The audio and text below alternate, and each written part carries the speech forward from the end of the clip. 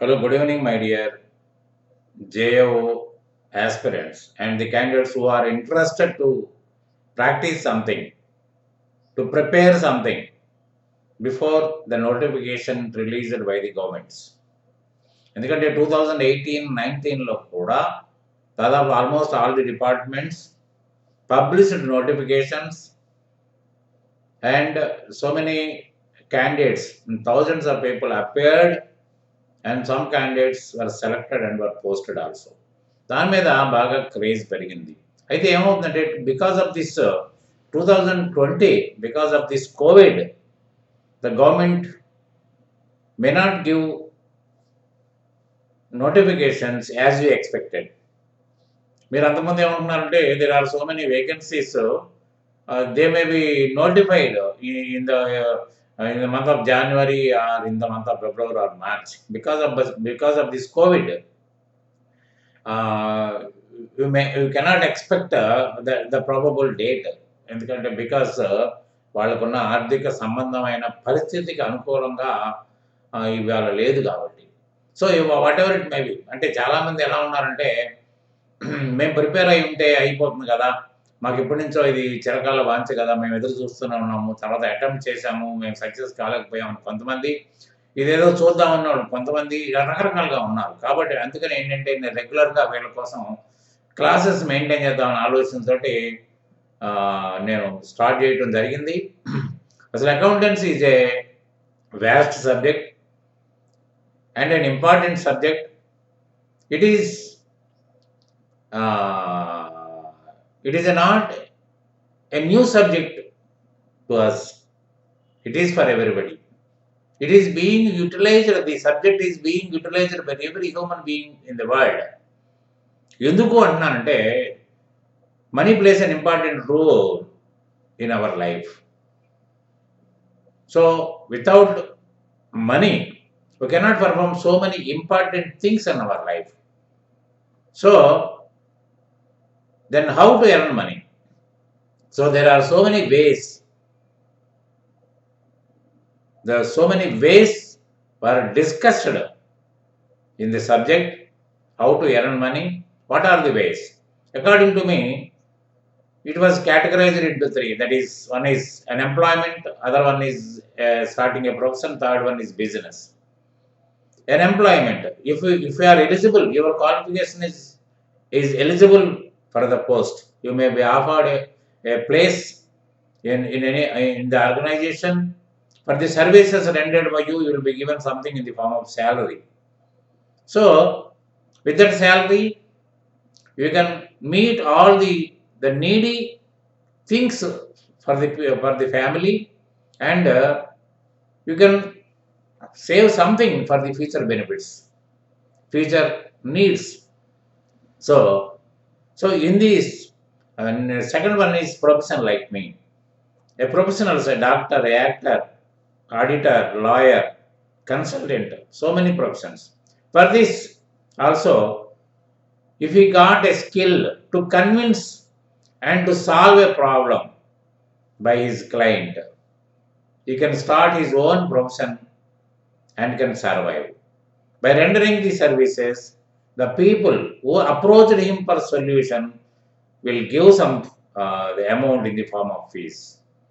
So for these two, we need not invest anything. For the employment, we need not invest even a single price. So there is no risk of the financial this thing. But in the profession also, you have to invest something, because you get a very little amount comparing to the business investment. Just a table chair and one computer, one net connection, etc. Some 50 to 60,000 is more enough to set up his own practice. He can start his own practice at his residence also. He need not take a premises in the outside to start his profession. So the third one is business. Business can be started by anybody. To start a business, one may not need the subject knowledge. A BCom candidate can start a manufacturing industry which is planned by a chemist or an engineer. You can start a contracting activity which is purely under the supervision of the engineers. అయితే ఏమవుతుంది మనకి అంటే business పెట్టాలంటే మనకి ఏ విధమైన education qualifications లేకపోయినా if your money permits, if your wealth permits and you got some managerial capacity to convince the people to understand the project, to understand the activity, you can start by bringing an amount needed to start and run the business from your pocket or from your parents or from relatives and friends also. You can start it, isn't it? So, there are three main categories of earning. One is employment, the second one is profession, the third one is business. It is very good. So, a businessman should always in mind that what he is earning and what is his financial status at a given period. So my father gave me 5 lakhs in the starting. I brought 3 lakhs rupees to from my friends and relatives for my business needs, and I got some goods on credit, and I collected some amounts from the customers on behalf of the government, that is PF, ESI, TDS and TCS, and the services by the employees, and the service from the landlord regarding the premises, and so many things were collected and were utilized to run the business. So these are the liabilities. These are the liabilities of the organization. Before starting an organization, you will approach an Ayyagaru, and the name may be selected according to your nakshatra. So the selected name, that is the name of the organization, will manage everything. So that is the organization. You are the person to invest, to bring something to start the business. So the organization will run the thing, not you. You are one of the person who invested in the business. So the business organization will promise, I will do all the needy things for the business. I will achieve the business. After meeting the expenses and expenditures, the remaining balance, balance will be automatically transferred to you at the year end, that is 31st March. If something happened, just like COVID, you have to bear the losses. I promise you that may not happen, but if happens, you have to bear it. So that promise will be given by the organization. So you are one of the person who invested in the business to run it, to start and run it. So the business organization is a response for all the credits, for all the investments received during the business or in the initial. So capital ani వ్యక్తి కూడా అంటే owner కూడా one of the ఇన్వెస్టరే, కానీ ఆయన మీద business నడవదు. ఎందుకంటే మీకు బిజినెస్ పేరు మీదనే మీకు లైసెన్స్ వస్తుంది, బిజినెస్ పేరు మీదనే మీకు బ్యాంక్ అకౌంట్ ఓపెన్ అవుతుంది, బిజినెస్ పేరు మీదనే మీకు ఇన్వాయిస్, మీరు ఎవరన్నా దగ్గర నుంచి అన్న కొంటే మీరు ఇన్వాయిస్ కూడా అక్కడ మీ పేరు మీద వస్తుంది. అట్లనే బిజినెస్ పేరు మీదనే ప్రింట్ చేసిన బుక్ మీదనే మీరు ఇన్వాయిస్ ఇష్యూ చేస్తారు. అట్లనే ఎవరికైనా పేమెంట్ చేసినా కూడా మీరు బిజినెస్ పేరు మీద ఉన్న ఓచర్స్ మీద ఇస్తారు. So everything on the organisation's name, not on your name. అది మాత్రం బాగా గుర్తుపెట్టుకోండి. కాబట్టి ఏంటంటే ఈ బిజినెస్కి ఖచ్చితంగా accountancy, what is the need, of the accountancy అంటే మామూలుగా మీకు why accounting is necessary for a business unit. The main objective of the business is to earn profit or to earn money. For this, it is quite necessary to maintain proper records of day-to-day transactions, to know the correct result and the financial position of the business from time. In any venture, a current analysis of financial indicators are crucial for accreditation making. అంటే మీరు ఏ రోజుకి ఆ రోజు business start చేసిన కాడి నుంచి every day you have to record everything. What was received by the organization, what was paid from the organization, what was kept. The cash was kept, something in the bank and something in the cash box. You purchased some stocks to resell them. Those were kept in a godown. So everything will be recorded in a book. That is what is called as journal. Journal is nothing but a day sheet. In a chronological order, a bookkeeper means who keep the book recording work of the organization. He will be called as a bookkeeper. He will maintain everything. So whenever the organization requires the reports regarding the business, there are two important reports. One is the balance sheet, another one is this income statement. Why the balance sheet? So balance sheet is nothing but the so far balances to be paid from the business are to be recorded. Balances at that date. Suppose, take for example, we purchased goods and credit to the tune of 1 lakh. During the course of business, we paid nearly 50,000 rupees. 50,000 rupees had to be paid. That balance will be taken, not the 1 lakh. So all the balances from the liability side and all the balances from the receiver side, and what are the fixed assets, what are the values, what are the stocks lying with us, what are the dues to be collected. So it is quite it is obvious to get stocks on credit, and it is obvious to give the stocks on credit also. మనం ఎలా తీసుకుంటామో మనం కూడా అలాగే ఇస్తాం. So ఏమేమి రావాలి, ఏమేమి ఇవ్వాలి, ఎప్పుడు కూడా రెండు సమానంగా ఉండాలి. ఎందుకంటే ఇవ్వాల్సింది ఎక్కువగా ఉండి రావాల్సింది తక్కువగా ఉన్నట్లయితే మీరు చేస్తున్న రికార్డింగ్లో ఎక్కడ తప్పు ఉన్నట్లు లెక్క. ఎప్పుడు కూడా సమానంగా ఉండాలి. దానికి ఉదాహరణ ఏంటంటే, మీరు ఒక 1,00,000 రూపాయలు తెచ్చారండి. 1,00,000 రూపాయల్లో 30,000 రూపాయలు పెట్టి ఫిక్స్డ్ అసెట్స్ కొన్నారు, ఫర్నిచర్ కానివ్వండి, ఇవన్నీ కానివ్వండి. 50,000 రూపాయలు పెట్టి స్టాక్స్ కొన్నారండి. ఏమండి, అంటే అక్కడికి 80,000 అయినాయి. ఇంకో 20,000 రూపాయల్లో 10,000 రూపాయలు మీ దగ్గర ఉంది, 10,000 రూపాయలు బ్యాంకులో ఉంది, అంటే 1,00,000 రూపాయలు. అంటే the receipt is equal to the amount utilised plus balance. Balance means the balance with you in your box and the balance at bank. ఇది మీ దగ్గర ఉన్న బ్యాలెన్స్. అంటే ఇది ఖచ్చితంగా సమానంగా ఉన్నట్టు లెక్క. కాబట్టి ఏంటంటే అది అలా ఉన్నప్పుడు మాత్రమే మీ అకౌంట్స్లో రేపొద్దున ఎటువంటి రిపోర్ట్ మీకు కావాలన్నా ఆ రిపోర్ట్ని మీరు బయటకు తీసుకురావడం ఇట్ ఈస్ క్వైట్ ఈజీ అన్నారా.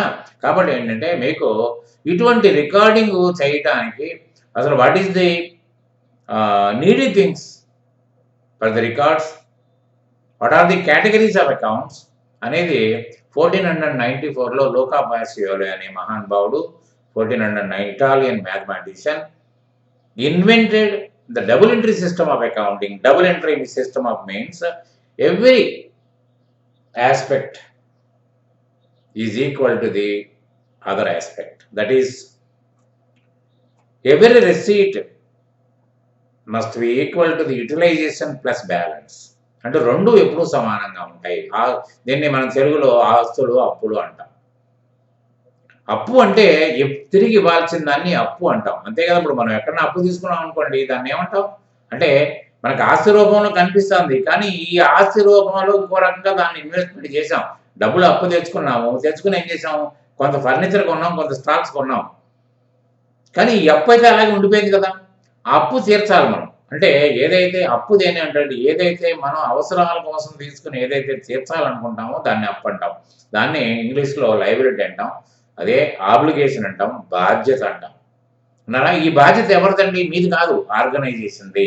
Organisation promise. మీరు ఒకటి గుర్తుపెట్టుకోండి, మీరు ప్రామిసరీ నోట్ రాసిచ్చినా, ఒక హుండీ రాసిచ్చినా, బిల్ ఆఫ్ ఎక్స్‌చేంజ్ రాసిచ్చినా కూడా మీరు యాజ్ ఏ మీకున్న కెపాసిటీ ప్రకారం మీరు ప్రొప్రైటరా, పార్ట్నరా, డైరెక్టర్ ఆ కెపాసిటీ ప్రకారమే సీలే సంతకం పెడతారు. అంటే మీరు దాని తరపున you are representing the organisation, not you. కాబట్టి ఏంటంటే దీంట్లో మీకు వివరంగా కాన్సెప్ట్స్ అండ్ కన్వెన్షన్స్‌లో మీకు క్లియర్‌గా కనిపిస్తాయి. మీకు దాని వివరంగా ఉంటుంది. ఎందుకంటే ఇప్పుడు నేను first of all I am taking the introduction class to you. అంటే పైన మీకు విషయాలు మాత్రమే చెప్పడానికి ఈ క్లాస్. కాబట్టి ఏంటంటే మీకు ఆ విధంగా మీరు సబ్జెక్ట్ లోపలికి పోయినప్పుడు ప్రతిదీ స్టెప్ బై స్టెప్పే ఉంటుంది. దాని గురించి మీరు గాబరా పడాల్సిన అవసరం లేదు. వాట్ ఈస్ డబుల్ ఎంట్రీ అని దాని గురించి అన్నీ కూడా మీకు. సో ఈ రికార్డ్స్ మెయింటైన్ చేయడం వాట్ ఆర్ ది, ఇప్పుడు ఏదైనా సరే ఒక ఉద్దేశపూర్వకంగా మనం ఒక అడుగు వేస్తామండి. ఉద్దేశపూర్వకంగా ది ఆబ్జెక్టివ్ ఏంటి? అసలు ఎందుకు మనం ఇది ఎందుకు చేస్తున్నాం వంట? నలుగురిని పిలిచాం కాబట్టి వాళ్ళకి భోజనం పెట్టడానికి. ఎందుకు ఇల్లు కడుతున్నాం? మనం నివాసం ఉండడానికి. ఏదైనా సరే ఉద్దేశపూర్వకంగా ఎందుకు చదువుకున్నాం? To get an appointment, to get a job. ఏదైనా సరే ఆబ్జెక్టివ్ లేకుండా, గోల్ లేకుండా మనం ఏది ఎక్కడికి చేయం. So then what are the objectives of this? It will provide information regarding the changes in financial position through revenue transactions. దీనివల్ల ఏమవుతుందంటే సపోజ్ ₹1,00,000 పట్టుకొచ్చారండి. ₹1,00,000 పట్టుకొచ్చింది, ₹1,00,000 రూపంలో ఉంది. దాంట్లోంచి ఒక ₹50,000 స్టాక్స్ కొన్నారు, ₹30,000 సరుకులు కొన్నారు. అంటే ఇంకొక మిగతా ఇంకా ₹20,000 నగదు రూపంలో ఉండిపోయింది అనుకుంటాం. అయితే క్యాష్ ఈక్వివలెంట్స్ ఇక్కడ ఏమున్నాయి? డబ్బుతో ఇప్పుడు మొదట్లో ఏముంది? క్యాషే ఉంది అక్కడ. దీనికి క్యాష్ ఈక్వివలెంట్స్ అంటే డబ్బుతో సమానమైనది ఏముంది అంటే మళ్ళీ దాన్ని అమ్మితే మళ్ళీ డబ్బు రూపంలో మారిపోద్ది. లిక్విడేటింగ్ ఐటమ్స్ అని అంటారు దాన్ని. సో డబ్బుతో సమానంగా ఏమున్నాయండి? అసెట్స్ ఉన్నాయి, ప్లస్ మీకు స్టాక్స్ ఉన్నాయి. క్యాషే ఆటోమేటిక్‌గా లిక్విడ్. అంటే ఈ ₹1,00,000 స్టాక్‌లోంచి ₹80,000 రూపాన్ని మార్చుకున్నాం. మిగతా ఈ డబ్బులు మాత్రం ఆ రూపం క్యాష్ రూపంలోనే ఉండిపోయినాయి. So it will provide information regarding the changes in finance. అంటే ఎలా మారింది? ఎప్పుడు మారింది? ఎందుకు మారింది? అనేది మీరు క్లియర్‌గా మీరు చూడగలుగుతారు. అంటే మాన్యువల్ సిస్టమ్‌లో మీరంత అవగాహన మీకు ఉండదు. ఎందుకని ఎంత కాడికి ఏంటంటే today I would like to explain about the journal entries అంటారు. తర్వాత క్లాస్ అయిపోగానే I successfully completed my journal entries అని రిసర్చర్ గారు నమస్తే పెట్టి వెళ్ళిపోతాడు. సక్సెస్ ఎవరికి? అంటే స్టూడెంట్ సక్సెస్‌ఫుల్‌గా ఇన్నందుకు సక్సెస్ అతనికి వచ్చిందా? లేదా సక్సెస్‌ఫుల్‌గా నా పాఠాన్ని నేను అప్పచెప్పగలిగానని సక్సెస్ లెక్చరర్ గారికి వచ్చిందా అనేది ఆన్సర్ లేని పాయింట్ అయిపోయింది. వదిలిపెట్టండి.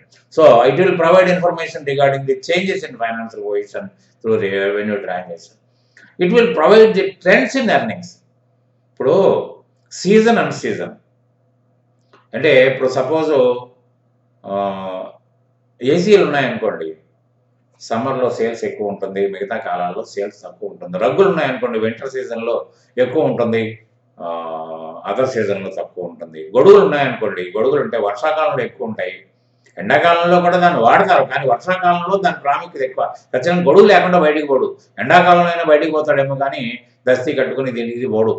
So it will provide the trends and earnings. అంటే ఏ నెలలో మన బిజినెస్‌ని గ్రాఫిక్ చూస్తానంటే పెరిగిందా? తరిగిందా? స్టడీగా ఉందా? దానికి కారణాలు ఏంటి? అన్నారా? తర్వాత it will provide economic resource and obligations of the enterprises. Economic resources అంటే అసెట్స్. అంటే మీకున్న ఆస్తిపాస్తులు ఏంటి? అవి ఇన్‌కమ్ జనరేట్ చేసే పొజిషన్‌లో ఉన్నాయా? లేవా? మరి ఇన్‌కమ్ జనరేట్ చేస్తేనే మీరు దాన్ని తీసుకునెళ్ళి మీ ఆబ్లిగేషన్స్, లయబిలిటీని తీర్చుకోగలుగుతారు. ఎకనామిక్ రిసోర్సెస్ మీన్స్ అసెట్స్ అని అర్థం. And the obligations of the enterprise అంటే లయబిలిటీస్ అని అర్థం. It will provide additional information necessary to the accounting users in ascertaining its prospectus. ఎవరికైతే అవసరం ఫైనాన్షియల్ అకౌంటింగ్, దీన్ని ఫైనాన్షియల్ అకౌంటింగ్ అంటాం. It is useful for the outsiders only, for the bankers, for the tax authorities, for the suppliers and for the customers even. వీళ్ళందరికీ కూడా అంటే వ్యాపారం యొక్క స్థితిగతులు చూసినప్పుడు మాత్రమే అప్పు పెట్టుబడి పెడతాడు. సప్లై అప్పుడు కూడా డబ్బులు వెనక ముందు ఇచ్చిన ఆగుతాడు. తర్వాత ట్యాక్స్ అథారిటీస్ కంపల్సరీగా మీరు వ్యాపారం ఎంత చేస్తున్నారు, లాభాలు ఎంత గడిస్తున్నారు, ఆ లాభం మీద ట్యాక్స్ కడుతున్నారో లేదని చూస్తారు. కాబట్టి ఏంటంటే it is necessary for the accounting results in accounting prospectus. The advantage of accounting ఏముంటాయి? It is useful for making economic decisions, అంటే ఆర్థిక పరమైన నిర్ణయాలు తీసుకోవడానికి ఉపయోగపడుతుంది. ఓకే, మన బిజినెస్ బాగుంది, మన బిజినెస్ మనం అనుకున్నట్టుగా లేదు, కాబట్టి ఏంటంటే మనం ఈ నిర్ణయం తీసుకుంటే తప్ప మనం దానికి గోల్ రీచ్ కాలేము అనే ఉద్దేశంతో ఏంటంటే it is useful for making economic decisions. Economic అంటే ఏంటి? ఆర్థిక సంబంధమైన డెసిషన్ తీసుకోవడానికి పనికొస్తుంది. It provides information to internal and external users. అంటే ఎక్స్టర్నల్ యూజర్స్ అంటే ఇప్పుడు మీరు అందరూ గవర్నమెంట్, తర్వాత పబ్లిక్, తర్వాత వచ్చేసి ట్యాక్స్ అథారిటీస్, వీళ్ళందరికీ కూడా వాళ్ళకి, తర్వాత మనకి కూడా information, internal and external users. The reports help the organization judging the management's ability in running the enterprises, in utilizing the available resources effectively and achieving the goals of the organization. ఏదైతే reports ఉన్నాయో ఆ యొక్క management యొక్క ఎవరి శక్తి ఎంత ఉంది, అంటే sales వింగ్లో ఉన్న వాళ్ళ శక్తి ఎంత ఉంది, వాళ్ళ కెపాసిటీ దీనివల్ల తెలిసిపోతుంది. ఏంటంటే are they achieving their goals.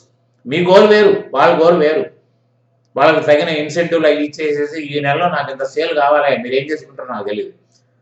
ఇవన్నీ కూడా వాళ్ళ వర్తని మనం వీ కెన్ మెజర్ ఇట్. కాబట్టి ఏంటంటే ఇవన్నీ అకౌంట్స్ వల్ల మనకి ఇది ఉపయోగం. తర్వాత reports help the management in predicting, comparing with other competitors and evaluating the units earning power. అంటే మన దగ్గర ఉన్న రిపోర్ట్స్ తోటి అవతల కంపేరింగ్ అండ్ కాంపిటేటర్ గురించి గెస్ చేయగలుగుతాము. వాడిని దాటిపోవాలనే కోరిక మనకు అందరికీ ఉంటుంది. ఇప్పుడు రన్నింగ్ రేస్లో కూడా వాడిని దాటి వెళ్ళాలనే కోరిక మనకు ఖచ్చితంగా ఉంటుంది. దాటి వెళ్ళటం అంటే వాడి కాళ్ళు అడ్డం పెట్టి కింద పడగొట్టడం కాదు. నిజంగా హెల్దీ పాలసీస్ తోటి మనం దాన్ని దాటి వెళ్ళగలిగితే మన బిజినెస్ కలకాలం హెల్దీగా ఉంటుంది. లేకపోతే తాత్కాలికంగా అన్హెల్దీగా ఉంటుంది. కస్టమర్ ఏముంది, ఎక్కడో ₹1 బెనిఫిట్ అయితే అక్కడ కొనుక్కుంటాడు. తర్వాత కలకాలం మనం ఆ బెనిఫిట్ వాళ్ళకి ఇవ్వలేం కదా. అప్పుడు మనం చతికిల వాడు బోర్డు తిప్పాల్సిన పరిస్థితి వస్తుంది. సో అవన్నీ కూడా మనకి ఇవన్నీ మీకు ఈ ప్రెడిక్ట్ చేయడానికి ఇవన్నీ రిపోర్ట్స్ ఆర్ సో ఇంపార్టెంట్. అందుకని మీరు మామూలుగా చదువుకున్నప్పుడు even from intermediate to CA ఎంతకాడికి ట్రయల్ బ్యాలెన్స్ టాలీ అయిందా, బ్యాలెన్స్ షీట్ టాలీ అయిందా, ఇన్కమ్ స్టేట్మెంట్ టాలీ అయిందని అంతవరకే తప్ప how the income statements will help a business man, what advise it will give, how it will act. According to my experience, I can say one thing. The accounting reports should act as a CCTV to the management.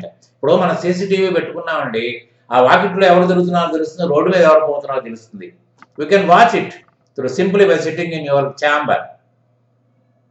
అట్లనే accounting statement reports ఎలా దొరుకుతుందంటే simply by sitting in the MD's room. You can watch the factory. 1000 units last month produce చేశారు. ఈ నెలలో 800 units produce అయింది. కానీ raw material ఎక్కడ కుదవలేదు, power ఎక్కడ పవర్ బ్రేక్ అయినా కూడా జనరేటర్స్, వీఆర్ హ్యావింగ్ జనరేటర్స్, అక్కడ ఆబ్జెక్షన్ అక్కడ లేదు. తర్వాత మ్యాన్ పవర్ కూడా అటెండెన్స్ కూడా కరెక్ట్గానే ఉంది. మరి ఎక్కడి లోపం వచ్చింది అంటే ఈ will issue A notice to the supervisor. ఎందుకు తక్కువ వచ్చింది అతను ఆన్సరబుల్ మెమో ఇస్తాం. మెమో ఇస్తే అంట ఇతను ఏమన్నా ఆ ఏలుముద్ర వేసుకున్న బయట వెళ్ళి తిరుగుతున్నాడా, సీరియల్ దాకా వస్తున్నాడా, లేకపోతే అబ్స్కాండ్ చేసి మళ్ళీ వెళ్ళి టైంకి వచ్చి మళ్ళీ ఏలుముద్ర వేసిపోతున్నాడా? ఎందుకు కారణం ఏంటి? కారణాలు అతనికి చెప్పాల్సిన పరిస్థితి వచ్చినప్పుడు ఎప్పుడైతే టైట్ చేస్తున్నామని తెలుస్తుందో అక్కడ వాడు భయపడతాడు. విన్నారా? కాబట్టి ఏంటంటే ప్రతిదీ కూడా మనకి accounting reports are so important for a business man. It should act as a guide and can act as a true friend. మీ పక్కన ఉన్న అతను మీ ఫ్రెండ్ కాదు, కానీ మీరు తయారు చేసుకున్న అకౌంటింగ్ రిపోర్టే మీ friend. It will act like that. అది దీంట్లో గొప్పతనం. నేను చెప్తున్నాను కదా, ఇప్పుడు JAO కోసం ప్రిపేర్ కావాలనుకుంటున్నారు, వెరీ గుడ్. కానీ JAO కోసమే అనుకోకుండా ఇది మనకి ఎంతవరకు ఉపయోగపడుతుంది? ఇలా మనం బీకామ్ పాస్ అయ్యాము, MBA పాస్ అయ్యాము, MCOM పాస్ అయ్యాము, మరి ఇది ఎంతవరకు మనకు ఉపయోగపడుతుంది? ఏనాడన్నా క్వశ్చన్ చేసుకున్నామా? ఈ నాలెడ్జ్లో అసలు అకౌంటెన్సీలో ఏముంది?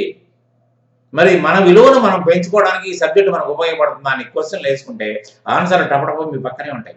కానీ ఎవరు క్వశ్చన్లు వేసుకోరట. చెప్తున్నాను కదా, I'm after a BCom graduate, completed my degree in the year 1972.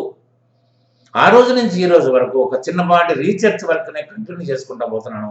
ఓపికతోటి ఈ రోజు కూడా నేర్చుకుని ఐఎమ్ స్టిల్ ఏ స్టూడెంట్. నేను మాస్టర్ని కాదు. మాస్టర్ అనిపించుకోవడానికి మనకు అంత కెపాసిటీ ఎవరికీ ఉండదు.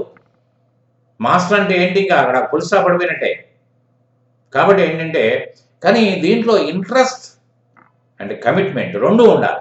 ఇది నేను కంప్లీట్ చేయాలని కమిట్మెంట్ ఉండాలి, అట్లనే ఇంట్రెస్ట్ ఉంటాయి. డెఫినెట్గా వీ కెన్ అచీవ్. కానీ అకౌంటెన్సీలో చాలా గమ్మత్తులు ఉన్నాయి, బాగా డీప్. నేను చెప్తాను, ఐఎమ్ టేకింగ్ ఎ ఛాలెంజ్. మీలో ఎవరన్నా ఛాలెంజింగ్ నిలబడితే without an experience, simply a candidate comes out of the college without any practical exposure, I can make him a senior accountant with my teachings. ఆ ఛాలెంజ్కి నిలబడాలి మీరు. అది ఎట్లా సాధ్యం అవుతుంది, అదంతా ఉట్టిది అనుకుంటే ఉట్టిదే అవుతుంది, ఖచ్చితంగా ఉట్టిదే అవుతుంది. కాబట్టి ఏంటంటే దీంట్లో కఠోర దీక్ష అంటే తపస్సు చేయక్కర్లేదు, ప్రతిదీ అండర్స్టాండింగ్ చేసుకునే ప్రయత్నం చేయాలి. వాట్ ఈజ్ ఇన్ ఇట్, టెర్మినాలజీలో ఏముంది, టెర్మినాలజీ లోపల ఎక్స్రే తీసినట్టు తీసుకోగలిగితే మనకు అన్నీ అయిపోతుంది అన్నారా. ఓకే. సో దీంట్లో what are the sub fields of accounting? Financial accounting ఉంది, కాస్ట్ అకౌంటింగ్ ఉంది, మేనేజ్మెంట్ అకౌంటింగ్ ఉంది. తర్వాత ఫైనాన్షియల్ అకౌంటింగ్ మనం చేస్తుంది ఫైనాన్షియల్ అకౌంటింగే. Will prepare balance sheet and will prepare